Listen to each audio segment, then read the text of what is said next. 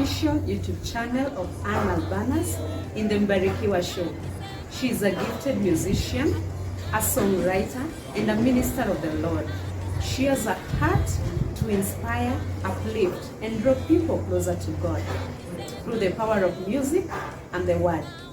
Get ready for a very powerful message that she's about to share. And when this happens, do not forget to subscribe to her YouTube channel and share it widely. Karibuni. Tumsifu Yesu Kristu.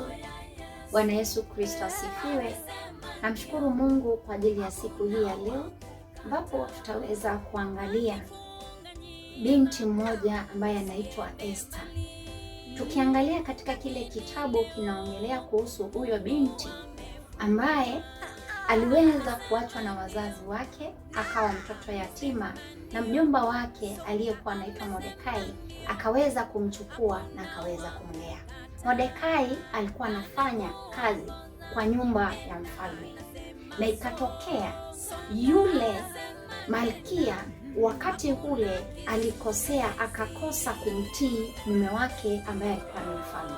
Kwa hivyo ujumbe ulitangazwa mikoani kote kuwa kutangazwe mabinti wote waweze kutangaziwa, wakaweze kwenda kule na kuweza kuteuliwa.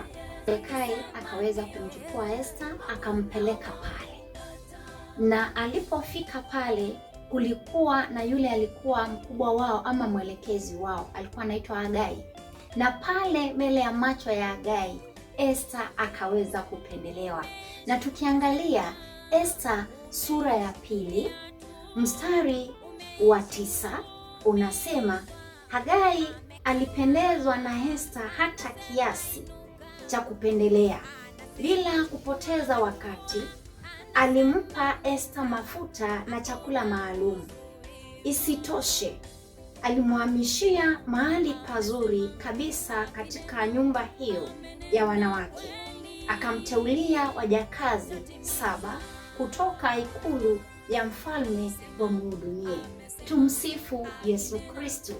Tunaona kabisa Hagai aliweza kumpendelea Esther, akamchukua akamweza kumweka katika chumba kingine, na pale pale akaweza tena kumteulia wajakazi ama wafanyakazi 7 wa kuweza kumhudumia.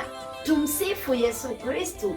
Na pale pale niko na uhakika kana kwamba sababu hawa wafanyakazi walikuwa wametolewa kwa ikulu ama kwa nyumba ya mfalme, walikuwa na siri. Kwa hivyo waliweza kumuibia siri kabisa Esther, na akaweza kuelewa mambo mengi.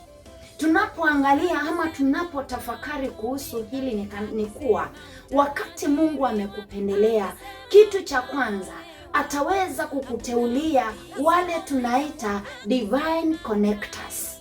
Wa pili ataweza kukuteulia divine helpers, ambao tukiwaangalia katika hiki kitabu ama katika hii sura, huyu malkia ambapo baadaye aliteuliwa kwa kupendelewa na mfalme, aliweza kuteuliwa, alipitia mambo machungu nyuma, lakini Mungu akaweza kumwandalia watu wa kuweza kumpeleka mbele. Kwa hivyo ndugu yangu na dada yangu, usiogope chochote. Mungu hana mpango mwema na wewe.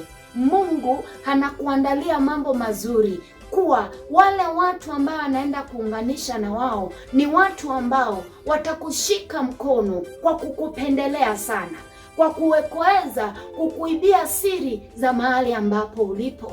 Inaweza kuwa ni kazini, inaweza kuwa ni katika maeneo tofauti tofauti, haijalishi ni wapi, lakini kile naweza kuambia ni kana kwamba Mungu anakuandalia Hagai wa kuweza kukupatia chakula maalumu, mafuta maalumu, hakuteulie wafanyakazi 7 wa kuweza kukuibia siri za huko unakofanya. Utakuwa unaona aliyekuajiri anakupatia mambo, kumbe umeweza kuibiwa siri na wale ambao walikuandalia. Usiogope, simama imara, kuwa wa kutii, kuwa wa kusikia na kuweza kufuata yale ambao wale wamekulea, na hasa yule amekulea kiroho anakuelekeza.